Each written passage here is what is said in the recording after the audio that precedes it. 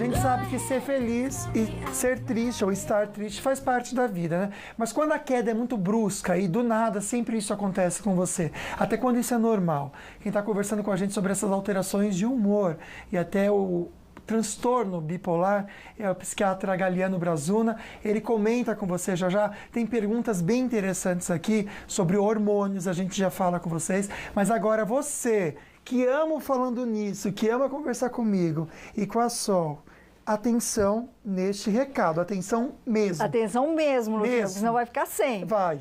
Aí não tem mais jeito, aí depois vai ter que correr atrás. Sério? Toda a sua atenção. Você que ainda não preparou a sua TV, precisa correr, porque o sinal analógico de TV vai ser desligado no dia 29 agora, 29 de novembro. Isso vai acontecer em algumas cidades do interior de São Paulo e, é claro, na nossa região. Então, para saber se a sua cidade é uma delas, acesse sejadigital.com.br. E para preparar a sua TV para o sinal digital é fácil e simples. Você só precisa de um conversor e de uma antena. E olha só que legal, muitas famílias têm o direito de receber um kit de graça que vem com conversor, controle remoto e antena para TV digital. E não é qualquer tipo de equipamento, não. É um conversor que vai deixar a sua TV com muita qualidade de imagem, de som, sem falar dos recursos que permitem que você tenha também a interatividade usando apenas o seu controle remoto. Fácil assim.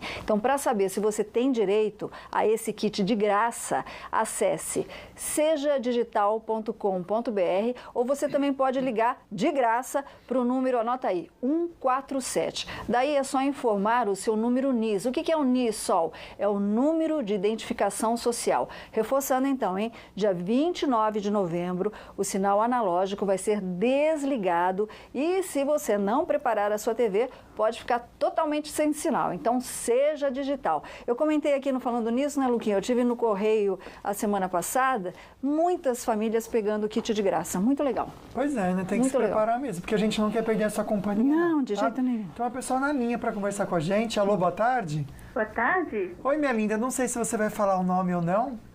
Não, meu nome é Dinalva. Obrigada pela participação, viu, minha linda? Obrigada. Qual que é a sua pergunta ou comentário? Boa tarde, Luquinha, doutor. Oi, minha linda. Com vocês, tá? Obrigada, um bom feriado. Muito com ele, com vocês. A gente aprende com vocês, mais que vocês, pode ter certeza disso. Diga lá, linda. Então, só eu queria perguntar para o doutor o que é disritmia cerebral.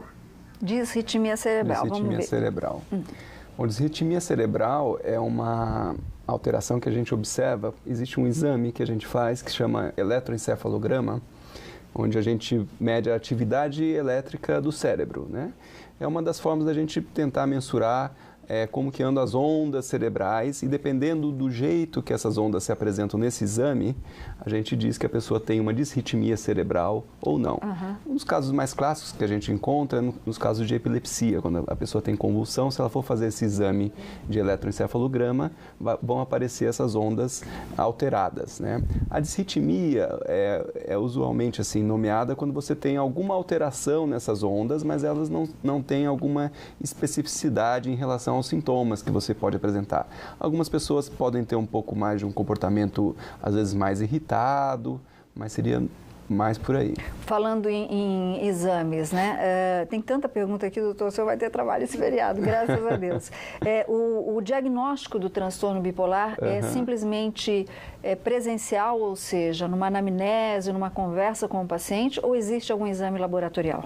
Sim, o diagnóstico do transtorno bipolar, ele é por anamnese. A maioria dos transtornos psiquiátricos, a primeira impressão diagnóstica é por anamnese e, eventualmente, você tem algum exame que possa te ajudar a mensurar, mas no caso do transtorno bipolar, ele é a evolução histórica da pessoa, né, os sintomas que ela apresenta, por aí que a gente faz o diagnóstico. Ok, então, Luquinha. Solange, tanta pergunta boa aqui. Mandar um abraço para o Fernando de Taubaté. Para a Luciana Ferrari Bezerra, conhece essa loira linda? Ah, que linda. Obrigado, Lu, pela companhia. Que privilégio, viu? A Cibele de Taubaté também, ela comenta bastante coisa aqui. Ela diz que ela dá muita risada às vezes, né? Mas tem hora que ela quer chorar muito. E ela fica muito brava. Ela diz que, ela até conta que quando ela vê o pai dela, ela quer saber o que pode ser isso. Diz que ela não tem paciência quando ela está brava, irritada, xinga quem está perto e ela reconhece, tem consciência que isso acontece com ela. Tá ligado mais a uma alteração de humor ou pode de repente ser algo? Então, é uma alteração do humor no sentido de ter uma irritabilidade que a atrapalha na vida, né? A gente não pode dizer que seja, por exemplo, certamente um transtorno bipolar, mas é algo que traz um prejuízo para ela. Às vezes essas questões são mais leves e a abordagem pode ser feita, às vezes, com o apoio de psicólogos, porque às vezes você tem que procurar entender se existe alguma origem na sua irritabilidade, né? Por exemplo, eu li meio por cima, assim, que eu consegui enxergar a questão quando se aproxima de algum familiar, né, do pai. Isso. Então, talvez precisava ver o que essa aproximação ele cita nela de pensamentos, né, de conclusões a respeito, porque provavelmente são esses pensamentos que estão deixando ela com uma irritabilidade. Às vezes, né? a presença da pessoa é que irrita, né? Tem perguntas sobre suicídio, uma pergunta bem interessante da Adriana Renó. Ela pede para fazer a diferenciação do borderline, né? Borderline com o transtorno bipolar. Daqui a pouquinho a gente vê isso daí, viu, Dri? Mas tem uma pessoa na linha. Alô, boa tarde. Boa tarde. Você quer se identificar ou prefere não, minha linda?